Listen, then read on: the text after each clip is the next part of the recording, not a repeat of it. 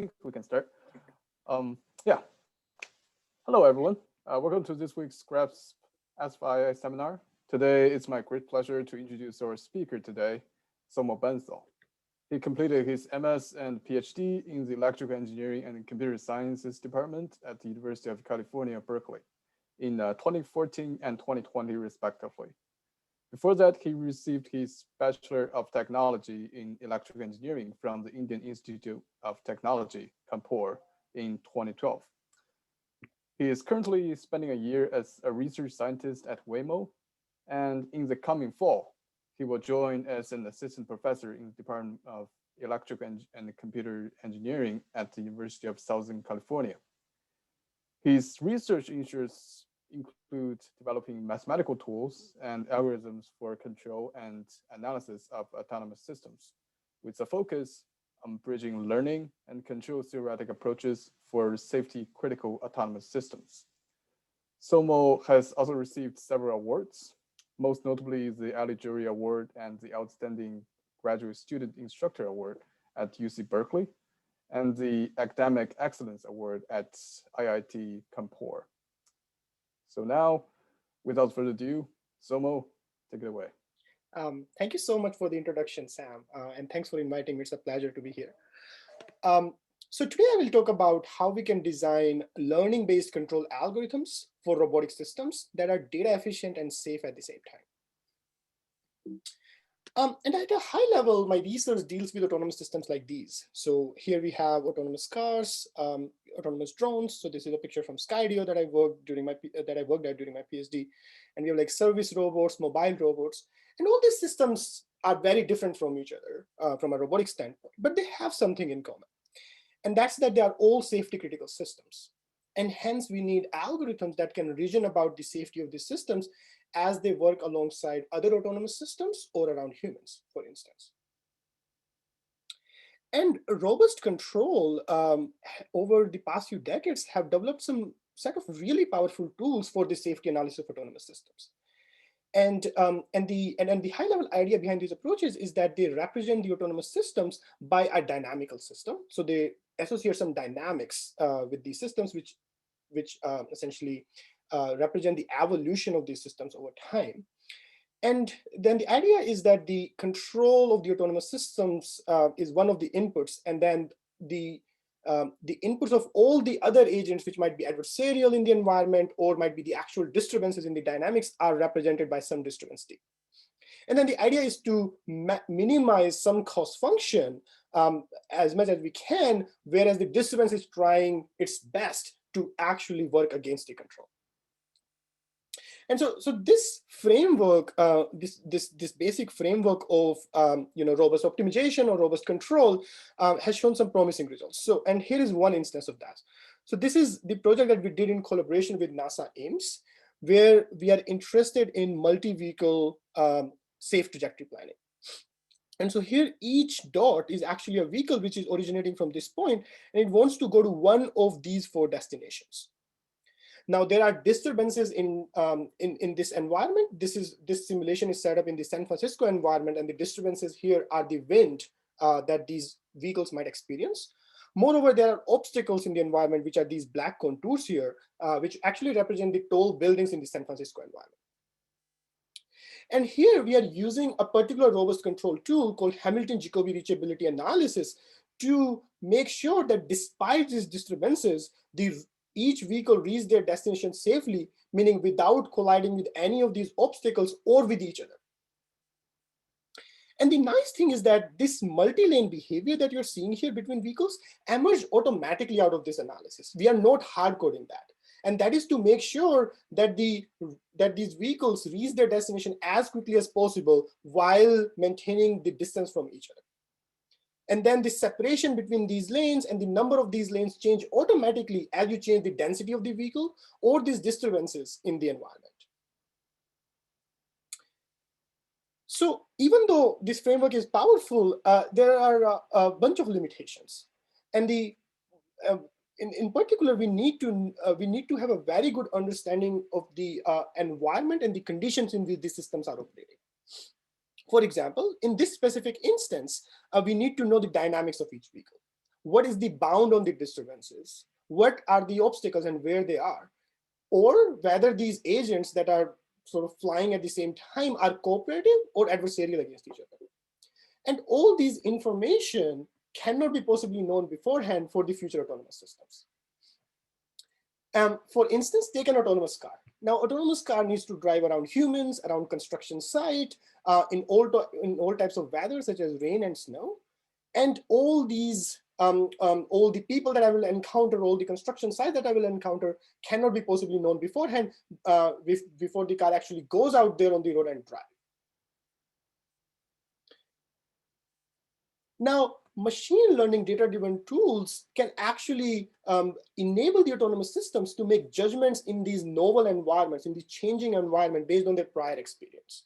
And so the basic idea here is that the prior data is used to somehow learn a mapping between the sensory inputs of my autonomous systems to some high-level decisions or the control commands for the robot. And these approaches, again, have shown a lot of promise, but the incorporation of data-driven approaches in the autonomous system have also opened up a set of challenges. Now, one, these approaches can be data hungry, and collecting large amount of data for the physical autonomous systems can be prohibitive. But also, these models can be brittle and can fail unexpectedly. So this is a video of Tesla Autopilot. In this case, the learning-based perception module is actually fails to recognize this construction site on the side. And in this case, it fails to correctly estimate the gap between the two parking cars. And as a result, collides with the construction site in the first case and with the other car in the case of parking.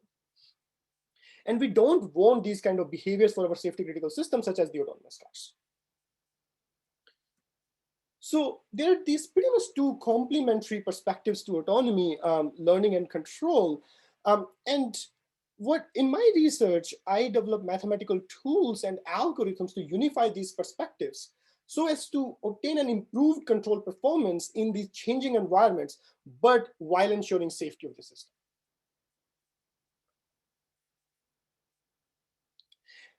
And so one of the places where learning is particularly useful for autonomous systems is for perception. So I will first talk about how we can combine, sorry, it crashed. So let me just open this slide deck again.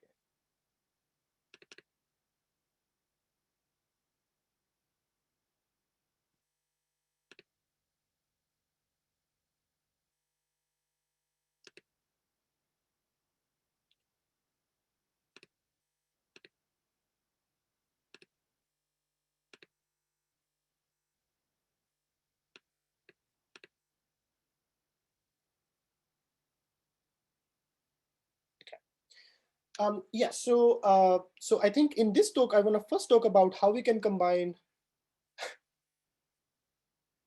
Yeah, I'm not sure what's happening.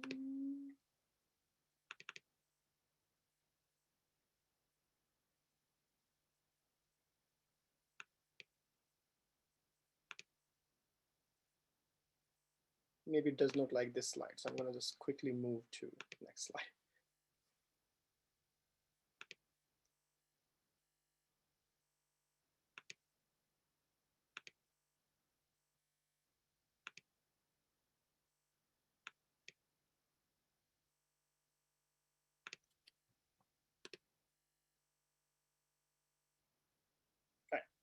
Okay, so so first, let me talk about how we can combine learning-based perception with model-based control to operate autonomous systems in new environments, such as, for example, navigating in a new building. And then I will talk about what happens when these learning-based pipelines might fail, how we can make sure that the system remains safe despite those failures. And so let's use the autonomous navigation in an indoor environment as the main case study for the rest of this talk to understand some of these interactions between learning and control. And so the concrete problem here is that the robots start at a given position, which is this blue dot in this case with a heading. And it wants to go to a given goal coordinates, which is this green area in this case. So for indoor environment, these could be the coordinates of a room that the robot might want to go to. And we also assume that the robot can estimate its own position at all times relative to its starting position, meaning it has the perfect odometry. but the robot does not know anything about the obstacles in the environment. So it does not know anything about these gray boxes here, which represent the obstacle in this specific scene. All it has is a monocular RGB camera mounted on the robot, which gives is the first person images like this. And based on these images, the robot needs to go to its goal position without colliding with the obstacles. Now, autonomous navigation is a very well-studied problem in robotics, actually. And on the learning side, one of the approach that is particularly popular for navigation is end-to-end learning, primarily because of its simplicity. And the idea behind end-to-end learning approach is that the image that the robot sees are somehow directly mapped to the control commands to be applied on the robot. And so we went ahead and actually implemented this approach, and indeed it enabled us to navigate the robot in completely new buildings. But one, we noticed that we require a lot of data samples to train this network. And second, when we implement this on a real robot, we saw this stop and go behaviors on the robot. And when I looked at these behaviors, I thought to myself that actually there is a load in this system that we already know that we don't need to learn. For example, a dynamics model of the robot. And perhaps I can use this model to, one, sort of simplify my learning problem, to reduce the data complexity of that problem, and two, to mitigate some of these stop and go jerky behaviors. And indeed, there are approaches, in particular, the mapping-based approaches that have been using these models for decades now for navigation. And the idea behind these approaches is that they first use the images of the environment to build up a map of the environment. So meaning to figure out where all the obstacles are. And once we know the obstacle, we can use a dynamics model of the robot to plan a collision-free trajectory to the goal. And this approach, when we implement it on real robot, works really, really well. In fact, so well that it pretty much is the state of the art in the navigation, even in industry. But this approach also suffers from subtle engineering challenges. And let me explain what I mean by that. So here on the left is I'm showing you some of the RGB images that we captured through the camera mounted on the robot. And on the right column, I'm showing you the corresponding depth estimation for that image. And so here we are using these the state-of-the-art sort of mapping packages to construct this depth image. And you can see this depth estimation process fails around thin chair lag. So these are the black points in this image are the regions where we cannot estimate the depth reliably, or when there are dark or light spots right next to each other. Now, to be fair, these are just engineering challenges and can actually be overcome by tuning of these mapping algorithms. But they can also be overcome by realizing that there is a lot of semantics in this scene that a machine learning model, for example, can capture. For instance, this is a chair and chair has legs. And using these sort of semantics can help us mitigate some of these issues with mapping-based approaches. And so the question here is how we can combine the complementary advantages of a pure learning approach and a classical approach. And there's a lot of exciting work going in robotics community in general, and specifically within the GRASP lab, where people are trying to also bridge these two approaches. And now our idea to bridge these two approaches is to essentially divide the responsibilities between learning and control to let them do what each of them are good at doing. What I mean by that is we use learning for actually processing the image, the perception input that the robot gets for high-level decision-making, such as where should I go next based on this image in the environment? And then we use models for the low-level planning and control of the system. And so to that end, we combine, we propose a modular architecture that combines a learning-based perception module with a dynamics model-based planning and control module.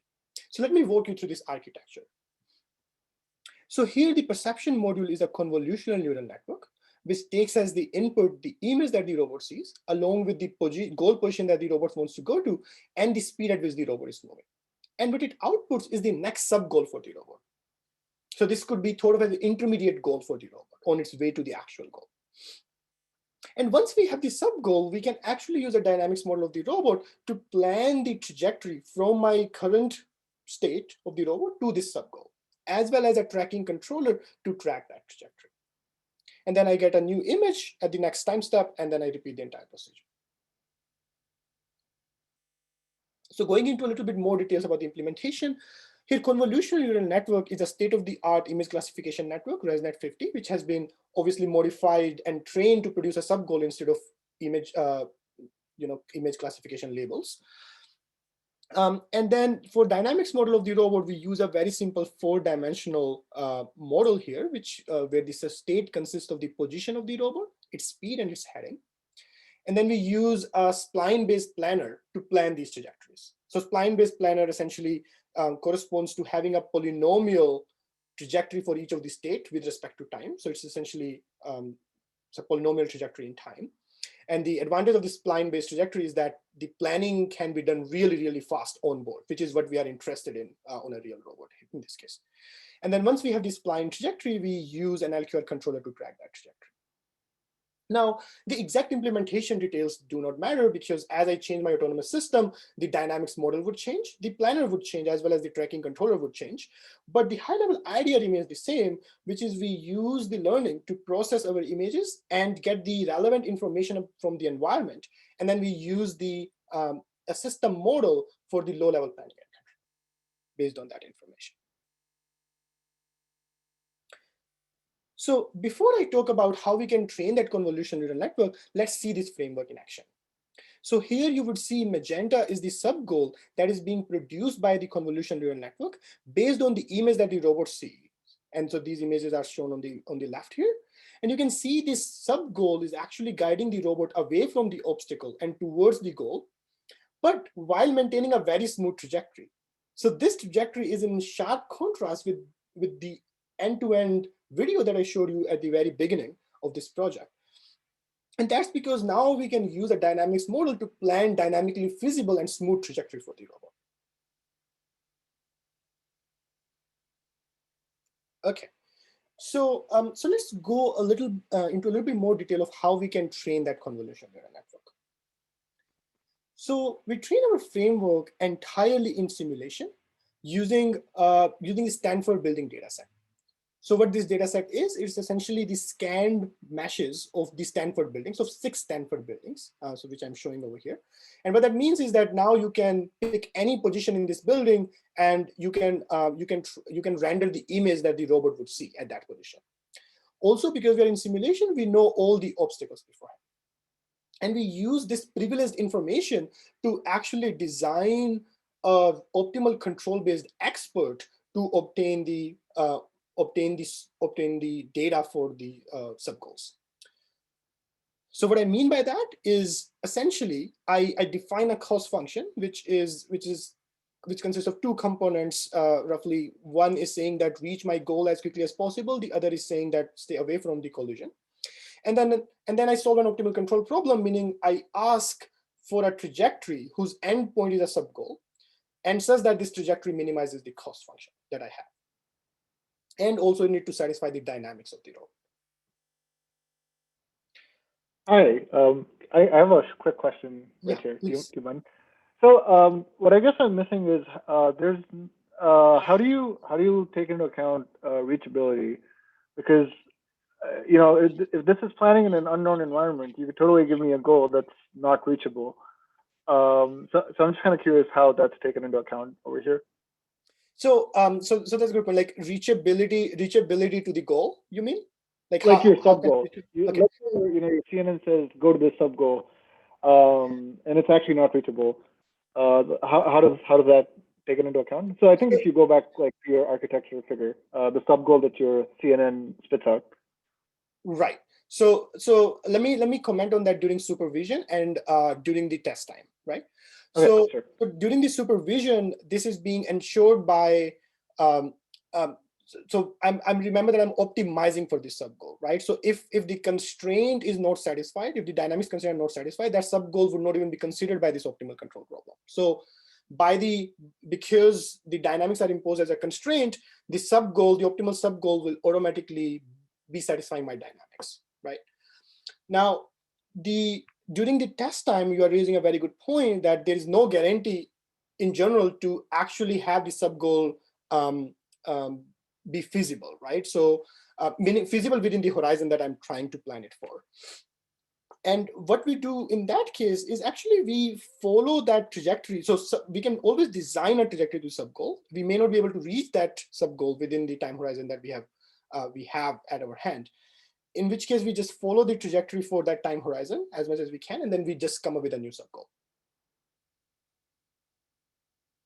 Does that answer your question, Arbaj? Okay, we can follow up later. Okay, sounds good.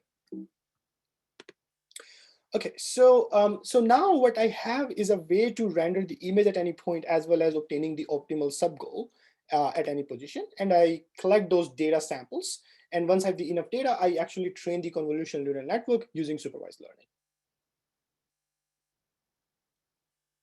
Okay, so so far we've seen the architecture to combine learning and control for navigation in a new building. But let me go back to again, that stop and go video that I showed from a pure learning approach, and let's quantify some of those behaviors. Wait, could I also ask a question just before we move on?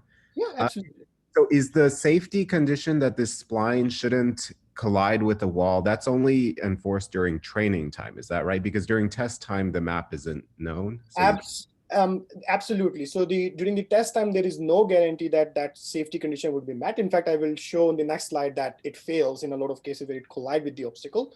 But in the second part of this talk, I will bring the safety back into the picture and see how we can also ensure safety in unknown environments. Okay, got it. Perfect. Thanks. So just to remind what an end-to-end learning approach does is that it also uses a convolutional neural network, which takes as the input the image, the same information that essentially our modular approach is taking. But instead of outputting the next sub-goal, it directly outputs the control commands to be applied on the robot. And just for the fair comparison, here I'm training the end-to-end learning on the exact same amount and data that, that we trained our modular approach on. But instead of providing the supervision for sub-goal, we provide the supervision for control commands. And then we test both frameworks in a new building, in an unseen building that none of them has used any training data from, on a set of 500 goals.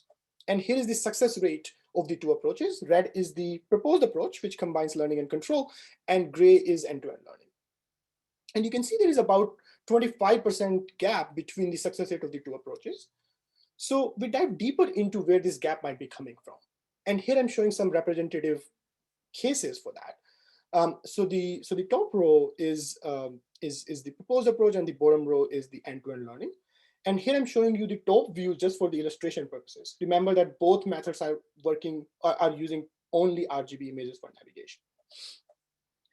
And what we found is that end-to-end learning is primarily failing in the scenarios where we require a very precise control of the system. And so these are the kind of scenarios for navigation where the robot needs to go around tight corners or very narrow corridors. Because in these scenarios, even a small prediction error in the control commands might lead to the failure of the system. So a natural question to ask is that maybe this prediction error will reduce as I use more data, as should be the case for typical learning algorithm. So here on the left, I'm showing you how the success rate of these algorithms change as you change the number of training data samples. So again, the red curve is for the proposed approach, the gray is for end-to-end learning. The numbers that I'm showing above in the bar chart is for 125,000 samples. So one thing to note from this graph is that as we increase the training data, the performance of both approaches improve, which is great. But what's interesting to see is that the proposed approach, or using a model in the learning loop, can achieve the same performance as a pure end-to-end learning approach with almost 1/10 of the data. So that is sort of saying to the benefits and the data efficiency of using control-theoretic tools within a learning loop for navigation.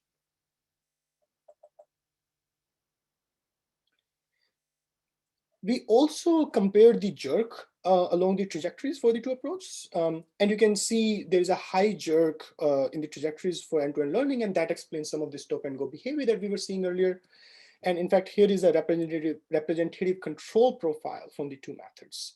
So gray here is end-to-end learning, and you can see these are these jumps which were causing that stop and go behavior. And this is exactly what's very hard to track on a real autonomous system. So to mitigate sort of this stop and go and jerky behavior, we thought like, okay, let's smooth out this control profile, and there are several ways to do that. The one is we can just take this discontinuous profile almost and pass it through low pass filter to smooth it out. And the second is we can actually explicitly penalize for smoothness during our training procedure itself. And we tried both. But what we saw as a result is that in keeping the same amount of data, if we add these penalizations, the performance of the approach drops, but the profiles are smoother now. So in this finite data regime, we are seeing this trade-off between the performance and the complexity of the controller that an end-to-end learning method can learn.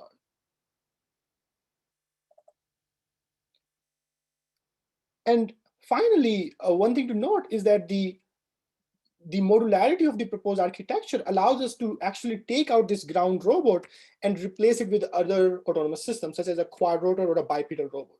So as long as I can track this trajectory on that robot, I can replace it with any other robot during the test time.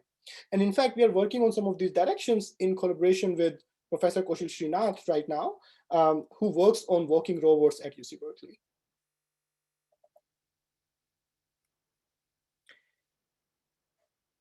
Okay, so so far the results that I've showed you are all in simulation, but now let's go to the real robotic hardware and see if we can see some of these performance gains there as well. And so what we did is we took this framework, which we trained entirely in simulation, and deployed it directly on real world without any fine tuning or data collection in real world. So we are aiming for zero short sim to real transfer, in other words. And here, in the experiment, you will see three different views. The robot view is what robot actually see to make the decision. So this is the first person camera images. And the top view and the third person view are only showed for the context. Now, all the experiments that I'm showing here are conducted in UC Berkeley campus, which the robot has never seen before, because if you recall, we trained it in the Stanford building environments. So now, even though the robot has never seen this environment before, it is actually able to navigate through this very cluttered hallway with bikes on the one side and cubicles on the other side, based only on a monocular RGB image. But what's interesting, so what's interesting about this, this navigation profile here is that the trajectories are very smooth. So obviously the visual feedback is very important to make sure that the robot does not collide with any of the obstacles, but this dynamics feedback is making sure that the robot follows the smooth and dynamically feasible profiles to its goal. In this next experiment, we tested our framework in a very simple dynamic environment. So here the robot is actually trying to go to a goal position, which is behind this chair. But you will see that as the robot is moving towards its goal, my collaborator Varun is actually moving the chair around to obstruct the path of the robot. But the robot is actually able to plan a new path, which is collision-free to its goal, and ultimately reaches the goal once we stop moving the chair around. Now, obviously, this is a very simple dynamic environment. I mean, I call it dynamic. It's just a moving chair, really. But this was really the first step at the time. I will later show some videos on how we can extend this framework to also navigate in real dynamic environments, such as to navigate around humans. And in this experiment, the robot starts inside a room, and it wants to go to a goal position, which is outside the room. And so here, the robot is actually able to learn that to exit the room, it needs to go through a door, even though it was never explicitly trained to do so. It just have seen that pattern in its training data. And so these are the kind of visual cues that a learning-based method can use for efficient navigation in unknown environments. But also, you see this glare on the floor. And so when we were trying to use SLAM-based approaches, mapping-based approaches in these sort of settings, we saw quite a few of challenges. And I highlighted some of these challenges before, but the particular subtle engineering challenges with SLAM-based approaches appear around thin chair legs, when there are thin power strips on the floor, or when there are glare on the floor, and which causes decrease in the performance of these methods from simulation to real world. And this is just one example. During my PhD, I actually did an internship at Skydio. Skydio is a company, if you're not aware, which makes drones for autonomous navigation. And they've recently moved from a mapping-based pipeline to a learning-based pipeline for navigation. And the reason for that is this mapping-based pipeline was failing around thin tree branches like these, or thin power lines in the environment, or even when there are tiny water droplets on the camera lenses from rain, or when there is like some smear on the camera lens. And learning along with mapping can provide a lot of robustness in these cases to improve the performance of the robot. And in fact, we add a whole bunch of distortions during the training of our framework, meaning we randomly change the brightness of the images, changes contrast, changes saturation, the camera tilt angle.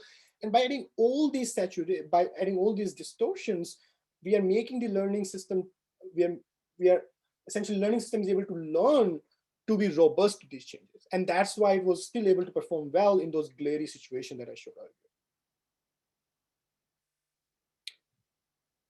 Now, this framework or this idea of sort of decomposing the responsibilities between learning and control is in no way limited to just static environments. Sorry, these videos are not playing continuously.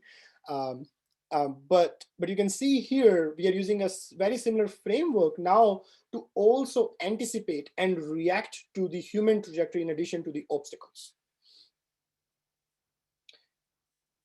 And it was very interesting to see the kind of visual cues that the learning system is paying attention to. And here is just one example of that. So this is just one specific image from the video where the human was coming straight along this line, but then it suddenly decided to change its path. And in this case, my neural network is paying attention to the toes of the human, as well as this spread in the legs, to actually anticipate that the human will likely move in this direction. And then it uses that information to produce a sub-goal somewhere here so that the robot can avoid the human successfully.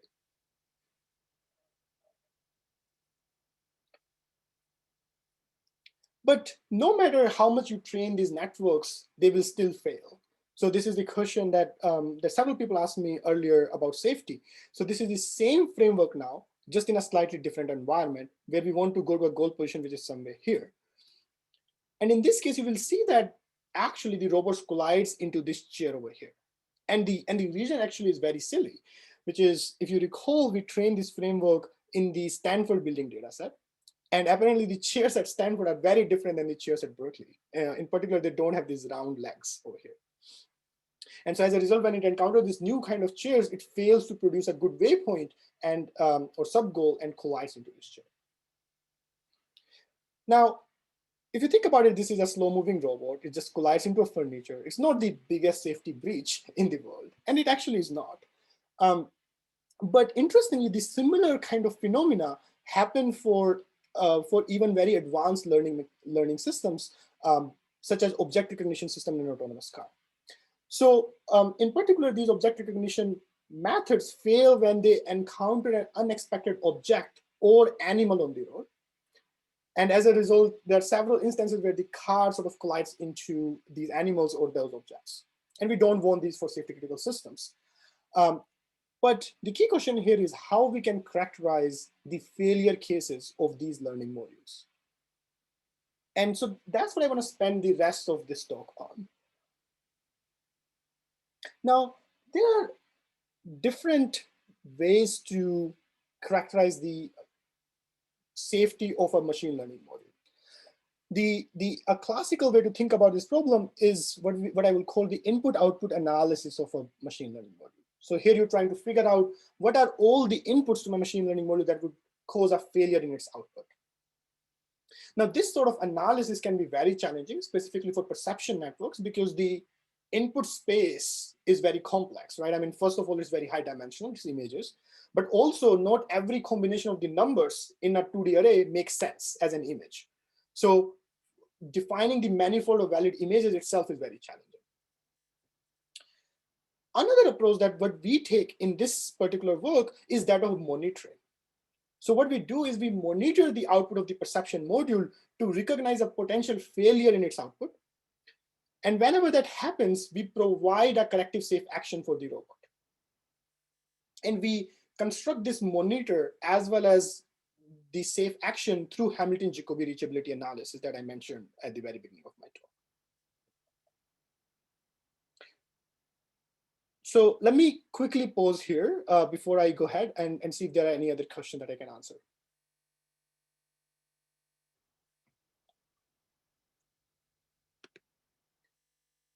Hey, so I had one question about the end-to-end baseline you were using in the last one.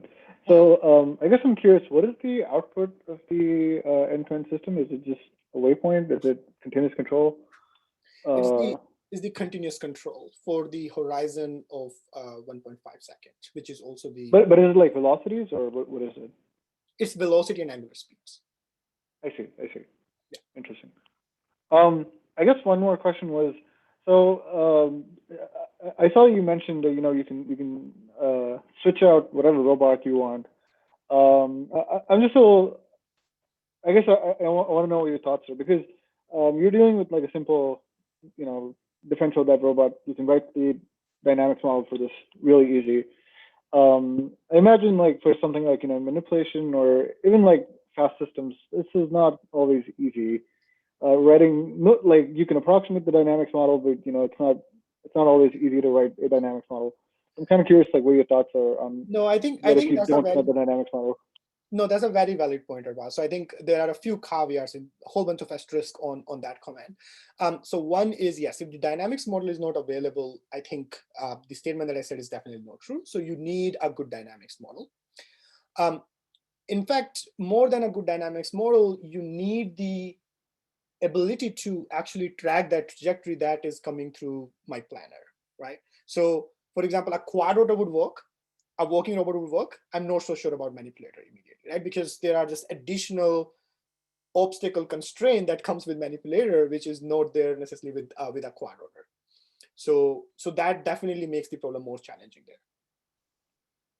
So we cannot just replace with any autonomous system. Although we have replaced that ground vehicle with a quad rotor, and that works perfectly fine. And that's simply because, one, we have the simple differential flat models for quad rotor as well. And two, I can follow the trajectory by this ground vehicle using a quad rotor as well. Right. I guess I was thinking more about the bipedal robot, because if you don't know what sort of surface you're walking on and what sort of reaction you might get from the surface you're walking on, writing a dynamics model for that might not be very easy, I guess. Yeah. So I think that problem I am sort of so absolutely, and I think that problem maybe I consider as a controller problem. So yes, I mean, when you're working on this uneven surface, that introduces a whole bunch of challenge for the working robot. So when I said I'm trying it with the working robot, I'm really thinking about plain ground. So a very even terrain is just a different autonomous system. So as soon as you change the terrain, that for a bipedal robot almost cause very, very big changes. So you're absolutely right. Something like this would not work there. We need either we need something additional in our controller to account for that slope, or we need something additional in our perception module to output the waypoint in a form that the bipedal robot can track it. Right.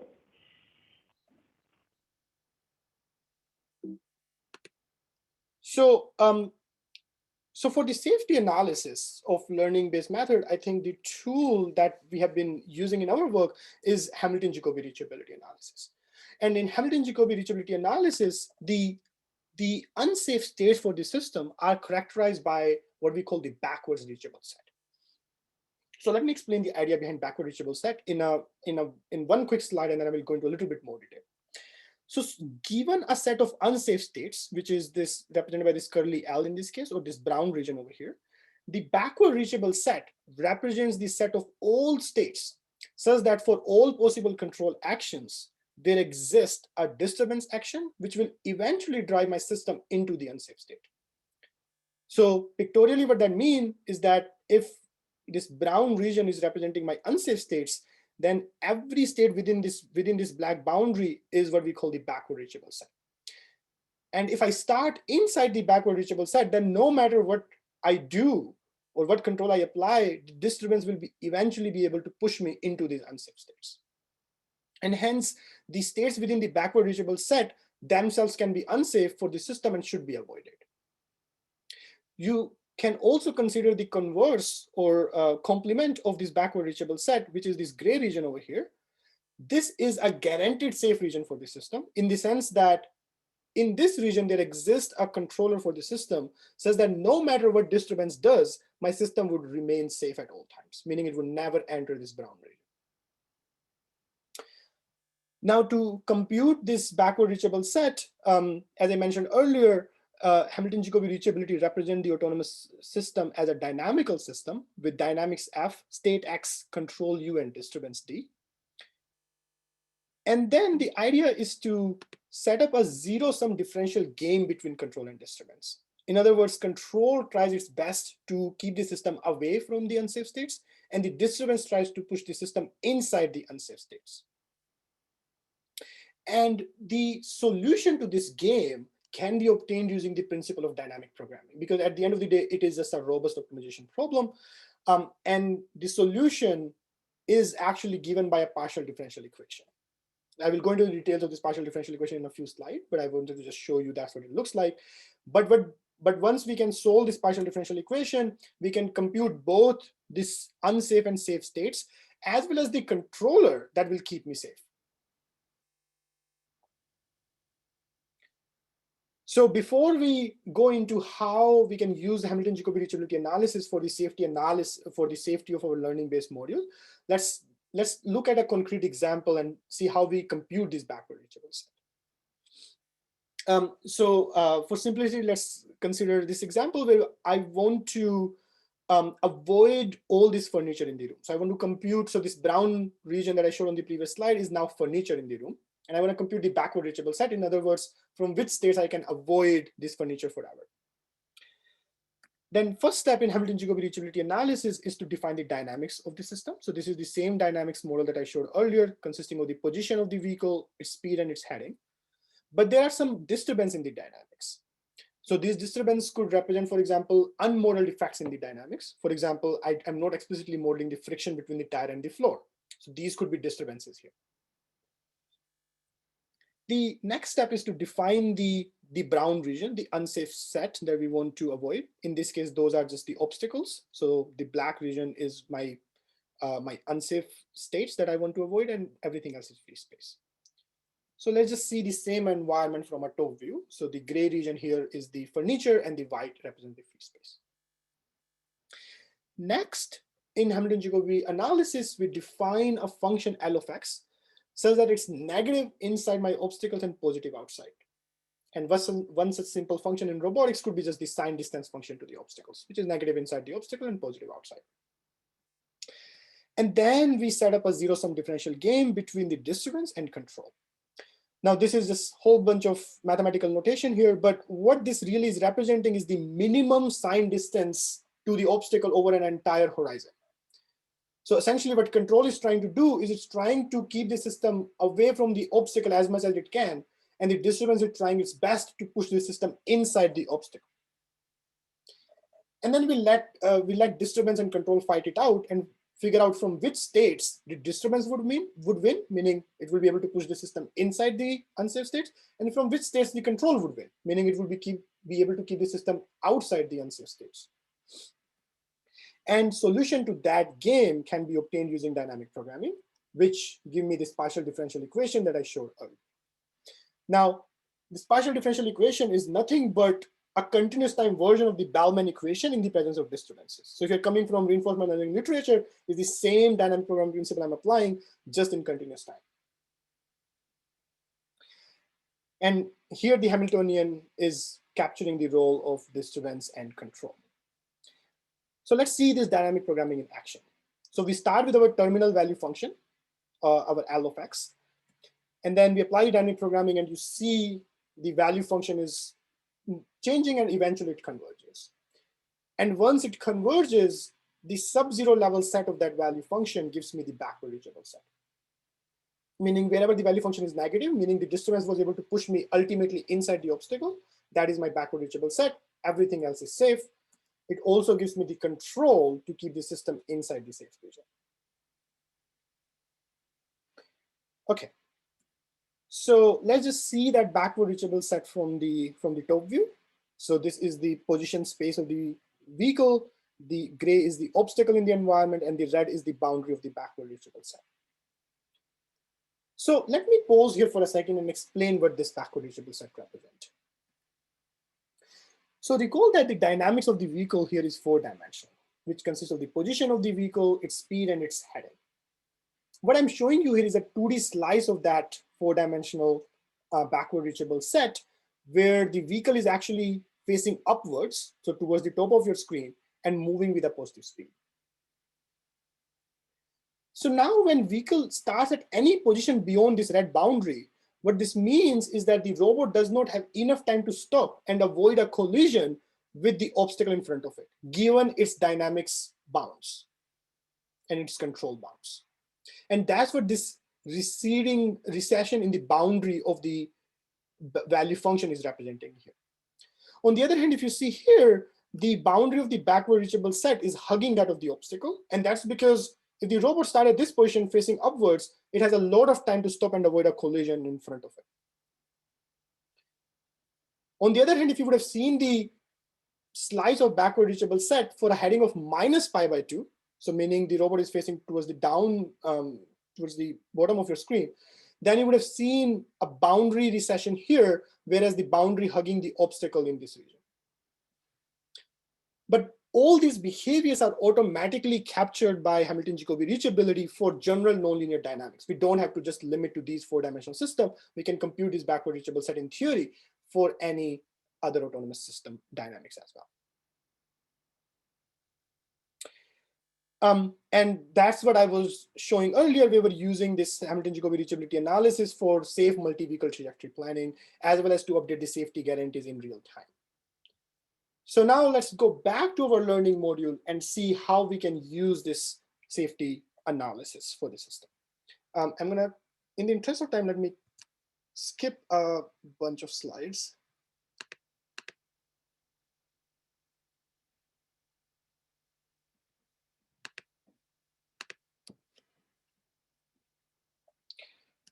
Okay, so this is the same module that we have earlier.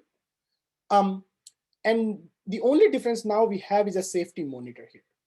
So this safety monitor does nothing when the controller that's coming from this part of the pipeline is safe for the robot. Meaning when it's not trying to breach that red boundary that I showed, which is the boundary that characterizes the safe states and unsafe states. But whenever this controller coming from my learning module try to breach that red boundary, my safety controller intervenes and pushes the system away from the obstacle. So what does it mean? So this is the same experiment that I showed earlier, where if I don't use a safety controller, the robot collides into this chair. But now you will see that as the robot is going through the environment, it constantly updates its backward reachable set to take into account the new obstacle it has just seen. So inside this backward reachable set, I can apply any controller I like. So here I'm applying that learning-based controller. And you can see it does nothing, but when the robot tries to go again towards the chair, this time the safety controller realized that no, that's an unsafe maneuver. So it pushed the system away from that chair and it pushed the system inside the safe region. And once inside, the learning controller takes over again. So wherever you are seeing this gray trajectory is where the learning controller is in command. And wherever you're seeing red is where the safety controller is in command. And so you can see the safety controller only intervenes when the learning controller tries to take an action that might ultimately lead to a collision with one of the obstacles. And so this constant interaction between the safety and learning controller happens until the robot safely reaches its goal.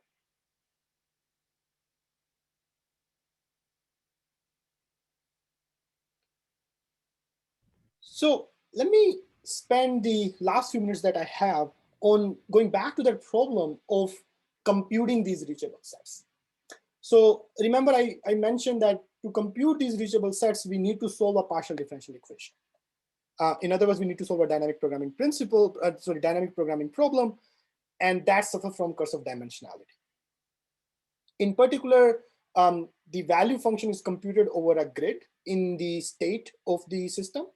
So as the number of states increases for the system, the size of that grid increases exponentially in number of states, and hence the computation increases exponentially in states. So to overcome this problem, we are now exploring the gridless computations of these backward reachable sets. So here we actually learn a parameterized representation of the value function using a neural network. This takes as input the state and the time at which I want to compute the value function, and it outputs the value function itself. But the question is, how can we learn this value function? Because for high dimensional system, obtaining this value function is the real challenge. So that's again where we use the model structure. In particular, we use that Hamilton-Jacobi partial differential equation that I showed you earlier itself as the loss function to learn this value function. In other words, I try to optimize the neural network parameters so as to satisfy my partial differential equation as much as I can. And so using this method now, we can actually compute the backward reachable set for much higher dimensional system. So here I'm showing you the application of Hamilton-Jacobi reachability for a multi-vehicle collision avoidance problem. So here there are 3 aircrafts, and pursuer vehicle is trying to actively collide with one of these 2 aircraft. So it's the adversarial agent in the environment, whereas evader vehicle are trying to escape from the pursuer. So they are trying to avoid the collision. So within the robust control framework, the dynamics of the system is the joint dynamics of the 3 vehicles of this multi-agent system. My control inputs are the controls of evader 1 and evader 2, and the disturbance represents the control input of pursuer, which is the adversarial agent in this case. Now, directly solving this multi-vehicle collision problem using Hamilton-Jacobi reachability has been intractable in past. So what people do is they compute the pairwise collision set between these vehicles. So they compute the states from which the pursuer and evader 1 might collide, from pursuer and evader 2 might collide, or evader 1 and evader 2 might collide. And then they take the union of all these states and say like, okay, these are the set of unsafe states for my overall system. But with this new tool, using this parameterized representation of value function, we can directly compute the full backward reachable set for this multi-vehicle collision problem. And so here in the green, I'm showing you a slice of backward reachable set for the union of the pairwise collision sets. And in the pink is the backward reachable set for the overall system. And what you see is that there are some additional states in the pink region, which says that, okay, if my pursuer starts from these positions, actually my overall system is unsafe, meaning there a collision might happen between vehicles. And if you look at why that's the case, is because in this case, if the vehicle starts from this, suppose the pursuer starts from this pink position here, and if it tries to move towards evader 1 to collide with it, and evader 1 tries to avoid it, it accidentally collides with the black vehicle, which is evader 2. So these are the states from which the 3-way interactions between these vehicles become important, and which leads to this unsafe behavior, which we were not able to capture when we were only considering the pairwise collision sets, which was the case in this green region. And now we can, again, as I said, we can scale to even high dimensional systems. So here in this case is an application from the autonomous driving world. So here the white vehicle is driving in its lane, but it encounters a stranded vehicle in its lane. So this could be, for example, a trash truck that is just doubly parked, that is double parked there, and it wants to go around this vehicle to actually continue its lane. But it needs to do this lane change in a way such that it does not collide with the vehicle coming from the others, from the oncoming traffic, which is this orange vehicle here. So the nominal trajectory, if they do, for example, if the white vehicle does the lane change exactly at the same time as the orange vehicle is trying to pass through that region, it would obviously lead to a collision. So we need to make sure that this collision, so to make sure that this lane change happen in a coordinated way between the orange vehicle and the white vehicle. And so this is what reachability does here. So in the solid line is the nominal trajectory of the vehicles, which, as I said earlier, would result in a collision. But now the safety controller actually is able to realize that if I continue this along this trajectory, there will be a safety breach. And as a result, it pushes the white vehicle towards the stranded vehicle, but still away from it, because otherwise that would also be a safety breach. At the same time, it makes the orange vehicle swerve around its trajectory to create this clearance between the vehicles. And once they pass each other, it converges back to their nominal trajectories. And in fact, the reachability's use case here for maintaining safety is not just limited to the coordinated collision avoidance, but here also in the case of adversarial collision avoidance. What I mean by that is, in this case, the white vehicle decided that it would not change its trajectory no matter what, meaning whether it collides with the orange vehicle or not, it would not change its trajectory. So as a result, the safety controller is able to realize that actually we need to make extra effort on the orange car part to avoid the collision. So it automatically causes a bigger swerve around its nominal trajectory, bigger but minimum swerve around its nominal trajectory to avoid a collision, and then track its nominal trajectory back once it's safe to do so. So these are the kind of safe behaviors that we can automatically get in these systems using these tools from robust control that I was talking about earlier. So in the interest of time, I'm gonna stop here and thank all my collaborators without whom this work wouldn't have been possible. And I'm happy to take any questions.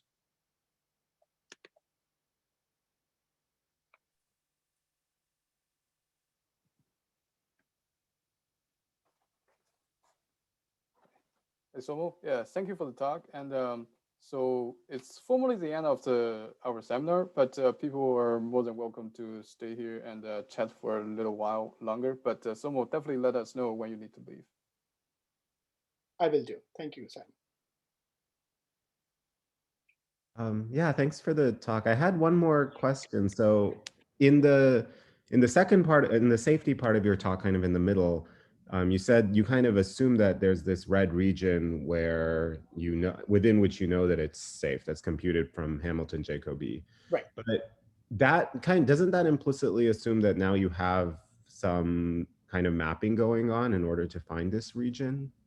Yes. Yes. Unfortunately, sorry. Please complete your question. Yeah, I was just wondering where this region comes from. Yeah, so you're absolutely right. I unfortunately was not able to go through all the details, but you're absolutely right. I think there are, in fact, two assumptions. One is that the environment is static. The second is that there is an occupancy sensor, which is perfect within its field of view.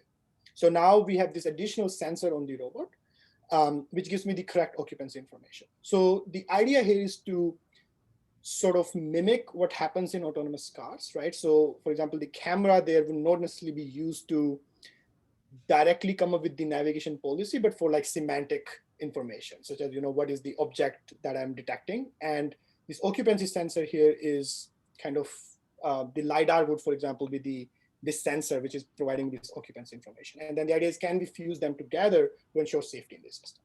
But you're absolutely right that we are additionally using an occupancy sensor, which is either perfect or we know the bounds on its errors.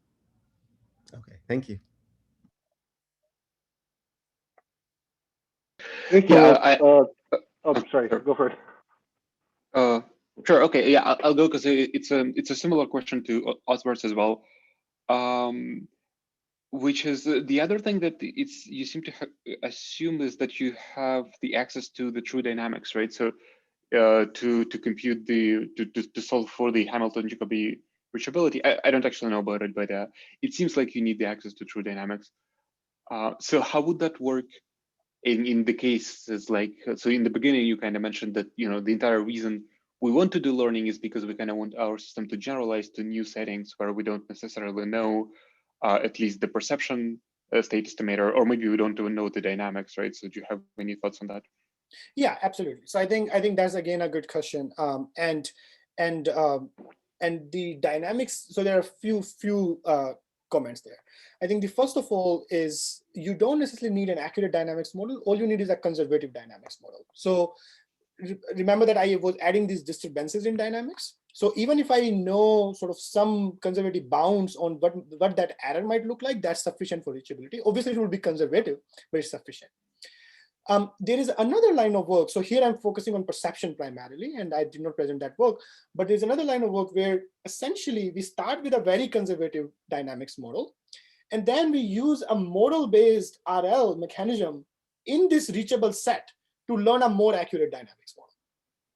So you can imagine that you are essentially refining your dynamics model, but to maintain safety during that refinement, you start with a conservative dynamics model. And then once we have an accurate enough dynamics model, and there will always be some error that always remains, right? But now you have a better dynamics model with some disturbance bounds, and then you can potentially use it for applications beyond just the learning the model itself.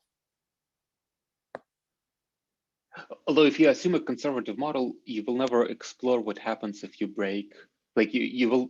It seems like you won't make it less conservative because that would break safety. So the good thing is that it's remember that it's an online loop, right? So even within this conservative regime, when you learn the dynamics model, when you learn this incremental dynamics model, that would change your boundary. So yes, if that red boundary remains constant all the time, we will certainly be very conservative. Even for navigation, we will be, right? But the main advantage, or I think the main insight here is that the safe set is constantly being updated as either the new information about the environment is being received, in this case obstacles, or about the dynamics itself is being received, which is the case for model-based data. Okay, got it, thanks. Hey, Somil, great talk. I had a couple of questions about the second and third part of your talk. So I guess, so I understand the whole reachability set, and I explored some of this like reachability set in my work. But I guess what is interesting to me is like, once you figure out that whatever set you're in is currently unsafe, so I think in your case, you just designed some sort of controller that pushes you back into the safe region if you start on the boundary or something like that. And then I guess the question is, because how do you sort of make sure that this does not give you, this bad policies? Because I can totally imagine, let's say there's two robots facing each other and their goals are behind each other. So they can just end up circling around until, there's like this collision free, this is like a classic problem in, reachability and multi-robot space. So I'm just like curious, like how do you like take care of something like this?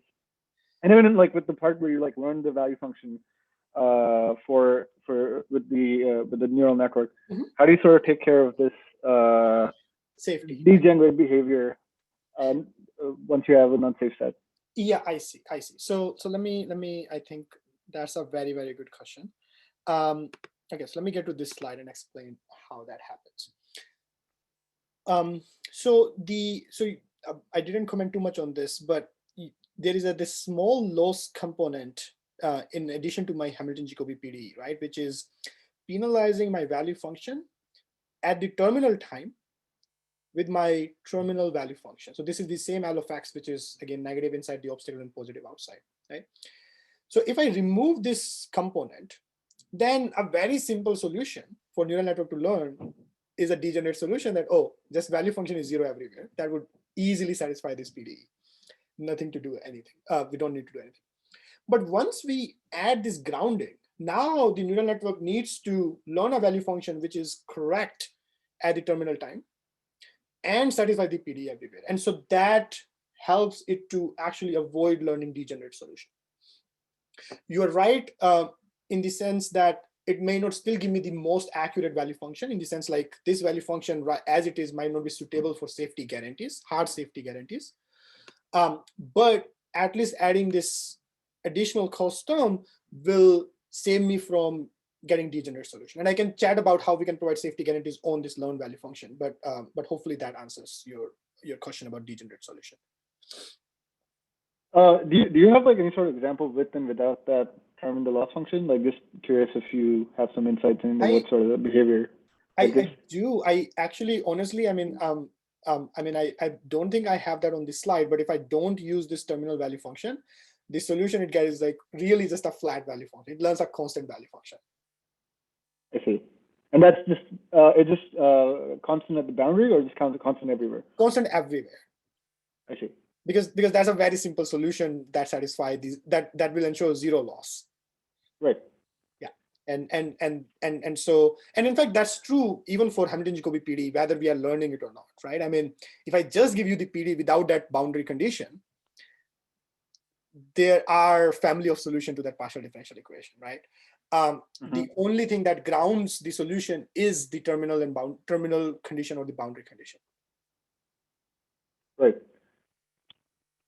I guess so. One follow up to this. So is this so just going back to your whole modular system where you have the CNN predicting waypoints, and then you have a dynamics model, and then there's this if for lack of a better word, model-based controller, or some safety model-based controller. Yeah. Is this completely trained offline, or do you think there's some merit to training this online while you're training?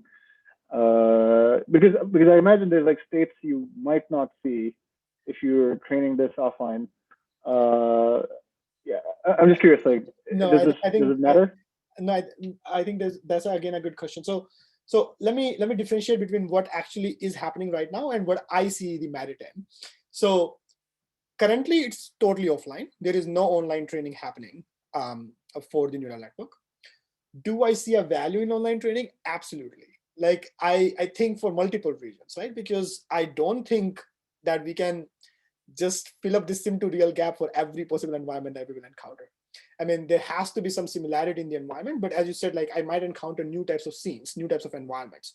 I will give you a specific example, right? I mean, currently that framework, in the first version of that framework, when we trained it, it always fails on yellow boxes.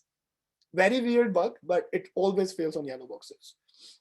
And then we realized that in the new environment, and then we realized that, oh, actually the yellow was completely missing in my training set. So we added these color distortion, and that really helped in fill up that, like reducing that sim to real gap. But it still exists, right? For example, I collide into that chair. Now, if I could actually online improve that system, I could have overcome some of these challenges. And I think that's where I partially also see the role of safety. So what our safety framework can give us is sort of an opportunity for safe exploration or for safe online learning. So within that red boundary, currently I'm just using it to decide which controller to apply, but I can also take those samples that I'm collecting in that red boundary and train my neural network additionally on those samples to potentially mitigate those problems over time. And so that's where I think the online learning would be definitely very, very helpful. I see. Okay. Yeah. Thanks for that. Yeah, no worries. I have a question. So I think at the end you demonstrated how this reachability-based framework could work in a dynamic setting. Mm-hmm. So in a dynamic environment, would you have to update your safe region and unsafe region like every time? Before, I mean, every time after you get to like intermediate goal. Or let me think about that. So the safe, so you are interested in computing the safe set in dynamic environment. Mm-hmm. So I think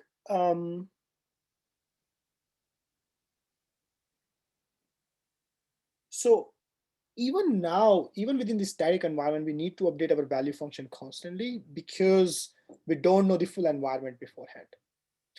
Now, when we get the dynamic obstacles, I think we still have to update our safe set at every time step. But additionally, we need to take into account the dynamic nature of the obstacle. So the Hamilton-Jacobi reachability analysis that I presented today was only for, like the example that I used was for static obstacle, but it's actually not limited to that. The obstacle that I'm trying to avoid can actually be time varying. And without any additional cost, I can compute the same set.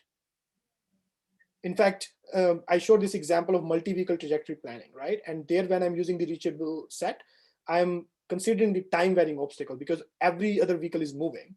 So, I mean, I can be at certain positions, but just in future when that dynamic obstacle is no longer there, right? So we can use the same framework, but to apply the safety analysis mechanism, we need to know the potential future trajectory of that agent or some bound on that. So I think that is the biggest challenge in dynamic environment. I don't necessarily think like updating is the biggest challenge. The biggest challenge is to come up with some prediction of the future trajectory of that agent. Like the visual cues that you talked about. Yes, exactly. Okay. So is that reachability update computationally expensive?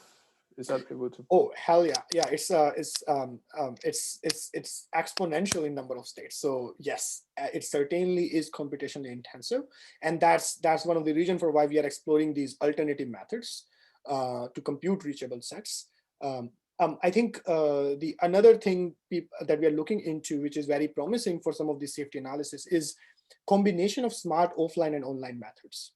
So what we are doing is, can we compute reachable sets for very high dimensional systems offline? But then as a result, the online computation is for a very small system.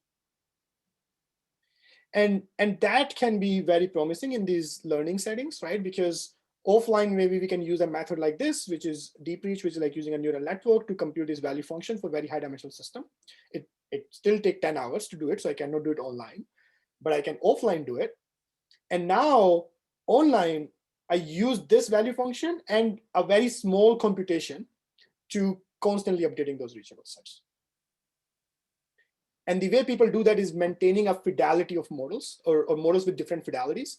So you have a very complex model, the actual model of your system, which you train some set for offline, or sorry, which you compute some backward reachable set for offline.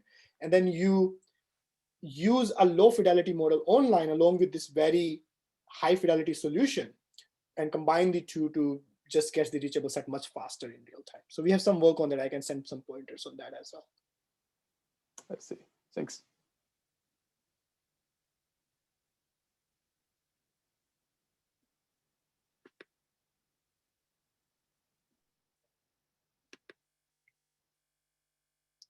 Cool. Any other question?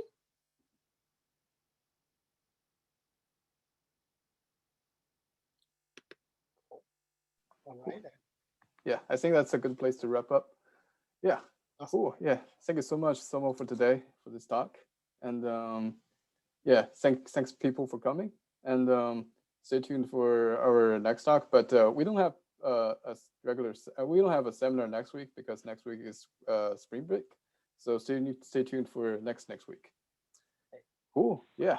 Yeah, and Monroe Kennedy will be presenting on the 17th. And thank you for coming, Somil. Your talk was very nice. Thank you. Cool. Bye. Yeah. Thank you so much. Yeah. See you, Somil. Thank you. Thank you. See ya.